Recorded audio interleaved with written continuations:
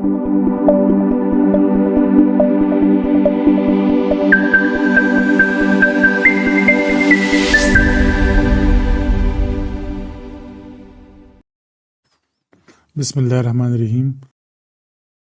नाजरीन बालकमीन, मैं ना रूसियों का रॉकेट हूँ, ना अमरीकियों का पॉकेट हूँ, ना गली हबशान का पाठक हूँ, ना मैं रमता जोगी नयारा हूँ, ना कोई मसनूई सयारा हूँ, ना किसी फिल्मी हीरोइन का प्यारा हूँ, ना किसी लखपति की आंख का तारा हूँ।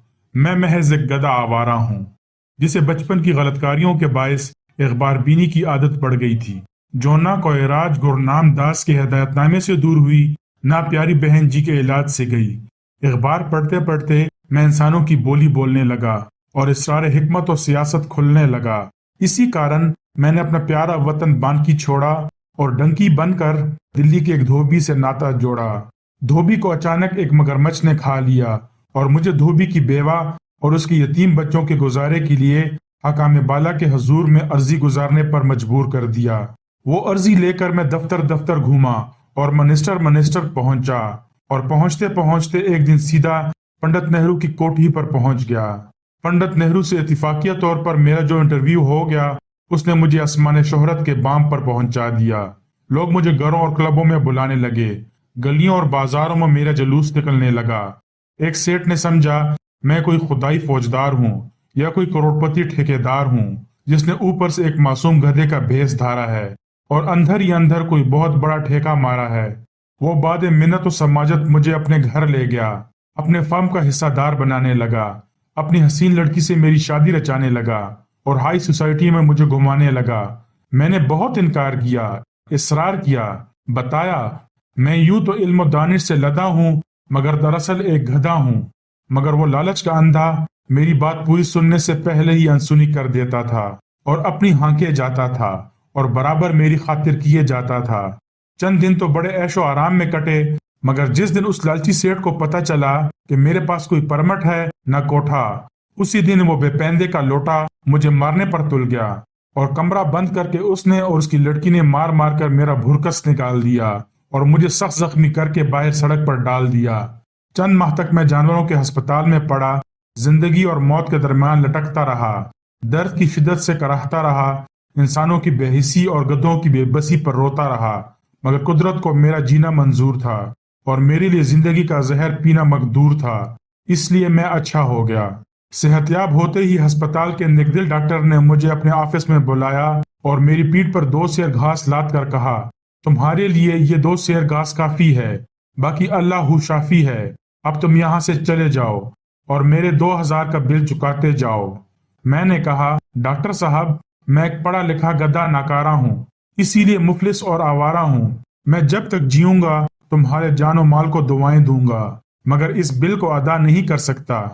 डॉक्टर, जिसका नाम राम अवतार था और जो अपने काम में बड़ा होशियार था, मेरी मजबूरी समझकर मुस्कुरा दिया और बिल को वापस अपनी जेब में डालते हुए बोला, तो मेरा ये कर्ज तुम पर बाकी रहा। अब अगर वाकई तुम ये कर्ज अदा करना चाहते हो तो सीधे बंबई चले जाओ। बंबई? मैंने पूछा।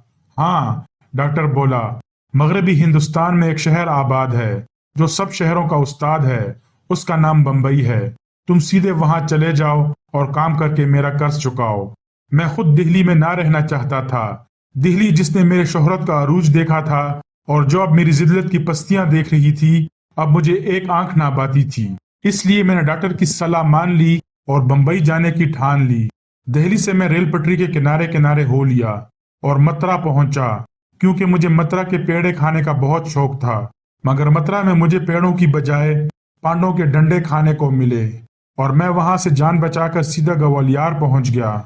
मकसद ये था कि तानसेन के मज़ार पर जाऊं और उस अजीम मौसीकार के सामने अपना सेलस नवाऊं कि जिसके नाम से हिंदुस्तान में क्लासिकल मौसीकी का बरम कायम है। और ये तो सब लोग जानते हैं कि आजकल हिंदुस्तान में सिर्फ 2 तरह के लोग क्लासिकल मौसीकी पसंद करते हैं, एक तानसेन के मुतकिद, दूसरे गधे। और ना सारी दुनिया रेडियो सैलून सुनती है। तानसेन के मज़ार पर बड़ा सन्नाटा था। एक कोने में 2 मंजावर पड़े ऊँग रहे थे, फर्श पर बासी हारों की पत्तियां बिखरी पड़ी थीं। जरा फासले पर चंद भेड़ बकरियां फिल्मी प्लेबैक गाने वालियों की तरह मिमिया रही थीं। आफताब मौसीकी के मज़ार की ये हालत देखकर میرے دل کو بہت دکھ ہوا اور میں نے وہیں چاروں زانوں ہو کر مرحوم استاد کی خدمت میں زانوائے ادب طے کیا اور پھر سر اٹھا کر شدید جھنجھوٹی میں ایک ایسی زوردار تان لگائی جس نے جھنجھوڑ کر خواب خرگوش میں سوئے ہوئے منجاور کو جگا دیا۔ وہ جاگ کر میری طرف حیرت سے دیکھنے لگے اور بجائے اس کے کہ لوگ میرے ذوق سلیم بلکہ ذوق اکبر کی داد دیتے جس کے سہارے میں نے استاد مرحوم کی روح کو خوش کرنے کی کوشش کی تھی، وہ لوگ پنجے جھاڑ کر میرے پیچھے پڑ گئے اور مجھے ڈنڈے مار مار کر انہوں نے وہاں سے بھی بگا دیا۔ میں ڈنڈے کھا کر اس قدر بدمزہ ہوا تھا جتنا یہ سوچ کر بے مزہ ہوا کہ اب اس ملک میں آرٹ اور کلچر کا خدا ہی حافظ ہے، جہاں ایک پکے گانے والا دوسرے پکے گانے والے کو خراج عقیدت بھی ادا نہیں کر سکتا۔ لہٰذا میں نے زور کی دولتی جھاڑی اور راستے میں خلیج دیکھی نہ کھاڑی، سیدھا بمبئی آ کے دم لیا۔ یہاں پر گھیسو گھسیارے نے مجھ پر کرم کیا اور مجھے تان پر باندھ لیا۔ گھیسو گھسیارا تھا تو بڑا بیچارہ کیونکہ اس کے بچے تھے 11۔ وہ گھاس کا ایک گھٹا اپنے سر پر لاتا تھا اور چادر میری پیٹھ پر، اور روز پہنچ جاتا تھا جوگیشوری میں دودھ بیچنے والے گوالوں کے پاس جو اس کی گھاس کے گھٹے خرید لیتے تھے اور اسے اس کی رقم دے دیتے تھے، جسے لے کر وہ سیدھا جوزف ڈی سوزا کے جھونپڑے میں جاتا تھا اور جاتے ہی ایک پاور ٹرے کا چڑھاتا تھا اور اپنے دوست رمضانی کسائی اور کرنیل سنگھ ٹیکسی ڈرائیور سے گپ لڑاتا تھا۔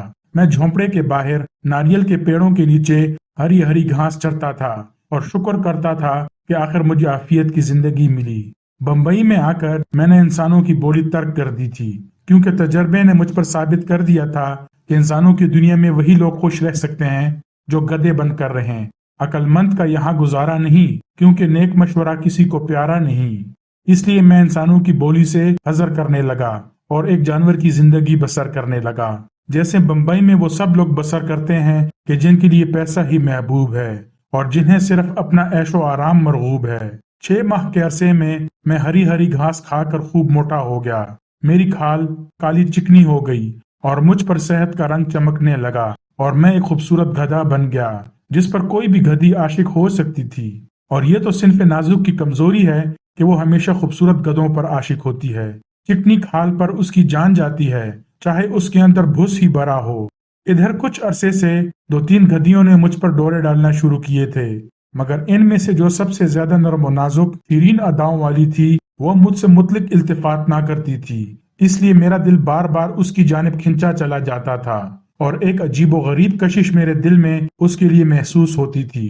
اس کے کان لمبے، پتلے، مخروطی اور سنہری بالوں والے تھے، اور جس طرح وہ اپنے چھوٹے چھوٹے سفید دانتوں سے ہری دھوپ چکتی تھی اس پر میرا دل لوٹ لوٹ جاتا تھا۔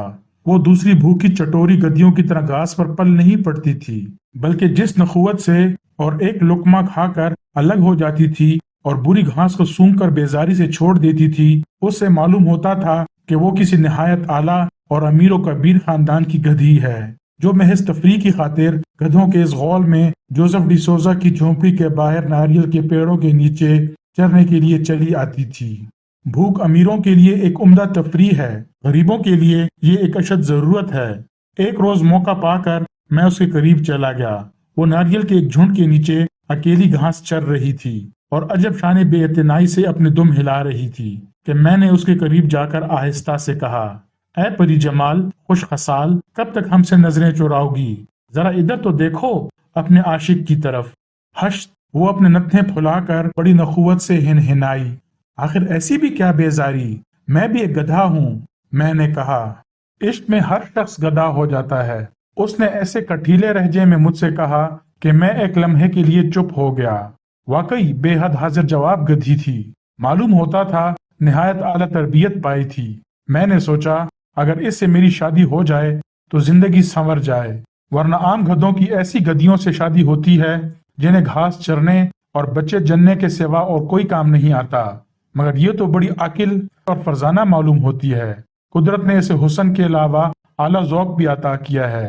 ارے اس کے ساتھ تو پکچر بھی دیکھی جا سکتی ہے، ذرا سوچو تو ہمارے بچے کتنے ذہین ہوں گے، بالکل گدھے تو نہ ہوں گے۔ میں نے اس کی طرف گردن بڑھا کر کہا، ڈارلنگ۔ اس نے ایسی زور کی دولتی جھاڑی کہ میں فوراً ہی اپنی گردن نہ موڑ لیتا تو شاید میری آنکھ ہی پھوٹ جاتی۔ میں گھبرا کر پیچھے ہٹ گیا۔ اس کے نتنوں سے چنگاریاں نکل رہی تھیں۔ وہ شعلہ بار نگاہوں سے مجھے تاکتی ہوئی بولی، एक घसियारे के गधे होकर मुझसे इश्क करते हुए तुम्हें शर्म नहीं आती? मैंने घबरा कर कहा। तुम कौन हो?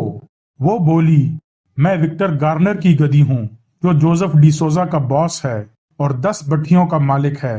गोरे गांव से दावर तक उसका ठर्रा बिकता है, और मैं तुम्हारी तरह घास नहीं लाती हूँ। शराब के सिर्फ 4 पीपे गोरे गांव से लाद कर यहाँ गेशवेरी में जोसेफ डिसोजा के झोंपड़े तक पहुंचा देती हूँ। फिर शाम को खाली पीपे वापस लेकर जाती हूँ। तुम्हारी तरह दिन भर गधों की तरह मेहनत नहीं करती हूँ। क्या बात है बेटी? यकायक करीब से आवाज आई, और मैंने देखा कि एक पुख्ता उम्र मगर उजली किस्म की गधी नौजवान गधी के करीब आ गई है। कुछ नहीं अम्मा, नौजवान गधी ने कहा, ये गधा मुझसे इश्क करने चला है। जरा सुनो तो इसकी बात। पुख्ता उम्र की गधी ने मुझे सर से पांव तक देखा और बोली, तुम कौन हो? मैंने बताया। सुनकर बोली, तुम्हारा हमारा क्या मेल? तुम हिंदू, हम ईसाई। कहाँ के रहने वाले हो? यूपी का। लो, तुम यूपी के, हम महाराष्ट्र के। तुम्हारा हमारा क्या जोड़? कौन जात हो? गधों की भी कोई जात होती है? मैंने पूछा। वाह, क्यों नहीं होती? जो मालिक की जात होती है वही उस गुलाम की जात होती है, वही उसका धर्म होता है। हम जानवर लोग तो अपने मालिक के रुतबे से पहचाने जाते हैं। हम वही सोचते और करते हैं जो इंसान करता है। हालांकि मैंने तो अक्सर इंसानों को जानवरों की तरह सोचते और करते देखा है। बड़ी बी, मैंने आजी से कहा। बड़ी बी को मेरी बात पसंद आई।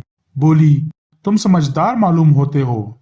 अच्छा ये बताओ कि अगर मैं अपनी बच्ची की शादी तुमसे करने पर तैयार हो जाऊं तो तुम मेरी बच्ची को कहाँ रखोगे और क्या खिलाओगे?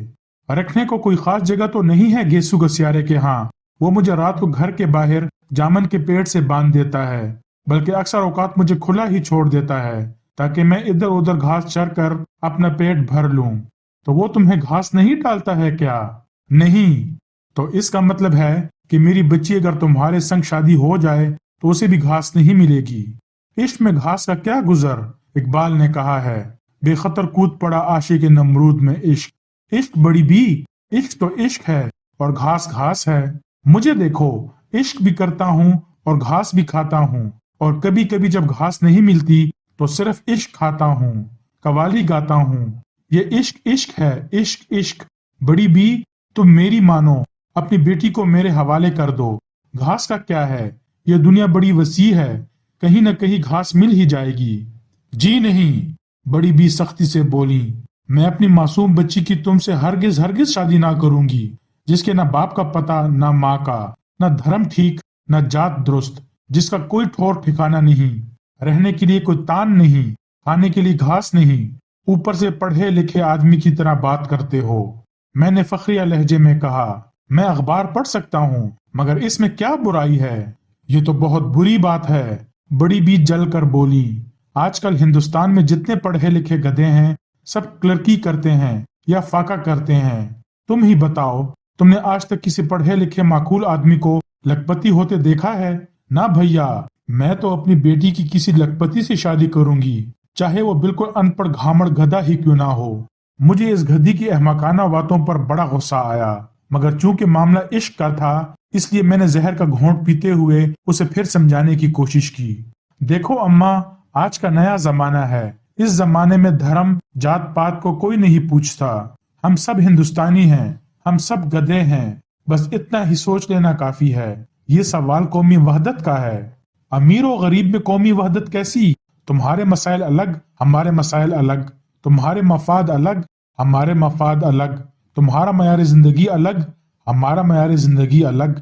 और फिर तुम हिंदुस्तानी भी नहीं, हमारी तो नस्ल भी तुमसे अलग है। मेरी बच्ची का दादा, खुदा उन्हें करवट करवट जन्नत नसीब करे, खालिस अंग्रेजी गधे थे, और मेरी माँ फ्रांसीसी नस्ल की थी, और तुम ठहरे एक आवारा बेकार काले हिंदुस्तानी गधे, और चले हो मेरी बेटी से इश्क जताने। खबरदार, जो मेरी बेटी की तरफ आंख उठाकर भी देखा, दोनों आंखें फोड़ डालूंगी। ये कहकर बड़ी बी ने मेरी तरफ पीट करके इतनी जोर की दौलत ही झाड़ी कि मैं घबरा कर वहां से भाग खड़ा हुआ और सीधे डिसोजा के झोंपड़े के सामने आकर दम लिया, और उस दिन से अहद कर लिया कि अब कभी इश्क नहीं करूंगा, क्योंकि इश्क करने के लिए सिर्फ इतना ही काफी नहीं है कि आदमी शायराना तबीयत रखता हो। इश्क करने के लिए ये भी अशद जरूरी है कि आदमी को 2 वक्त की घास मुयस्सर हो। ورنہ کوئی عورت گھاس نہیں ڈالے گی۔ اس لیے میں نے اس پری پیکر گدھی سے عشق کرنے کا ارادہ ترک کر دیا اور اپنی زندگی کو صرف گھاس لادنے کے لیے وقف کر دیا کہ جو ہر گدھے کا مقدر ہے۔ پارٹ 2 آگے دیکھیں۔ کھل جانا آر اے کالونی کا بمبئی میں، اور بھوکے مربع جوگیشیوں کے گوالوں کا گھیسو گسیارے کا بیچ دینا اپنے گدھے کو، اور بیان نئی مصیبتوں کا۔